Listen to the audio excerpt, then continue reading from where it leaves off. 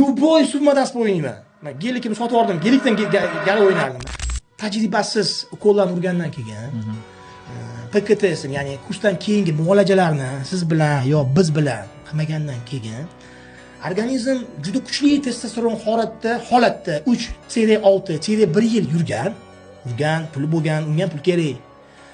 Обидно то, что bu hammasi vaqtincha. Chunki sizda 4 yil keyin testosteroni bordi. Lekin bir kun yoki uni jlaniyasi tugab qoladi, yoki uni ko'tarib ketadi ukol. Xullas bezin tugaydi. Ha, yoki puli tugaydi, yoki sevmay qoladi bu bodybuildingni. Xullas kalom to'xtatadi. Ba'zi ertaga to'xtatadi agar professional bo'lmasa.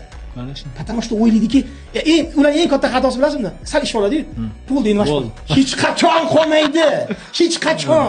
Yana eski holatiga tushadi. Любой summada sport o'ynayman. Men gelikimni sotib oldim. Gelikdan gala o'ynardim. Li turibdi, lidan sport o'ynayman. Biz bitta bolani testosteronini tekshiramiz. Yo'q, haligi trenovkani qildiramiz, to'g'ri ovqat zo'r podbirat qilamiz. Zo'r o'zgaradi u. 6 oy, 1 yilda zo'r emas, musobaqaga chiqmaydi, lekin bu boladan hech narsa qolmaydi. Bu bola zo'r bo'ladi. Va u bolani kimdir orqasida turib, men shu bolani shu holatini steroidlarsiz shu holatda yana 1 yil ushatib bera olaman. Men bilan sport o'ynashga kelsa, notarialniy men xat yozib beraman-da, mashinam bor hozir, pastda turibdi.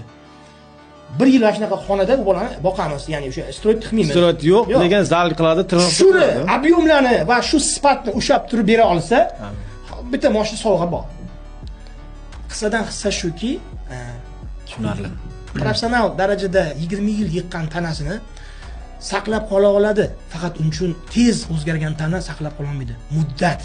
Mana meni tanamni qancha steroidsiz qiynadim ham umumiy qolib bor.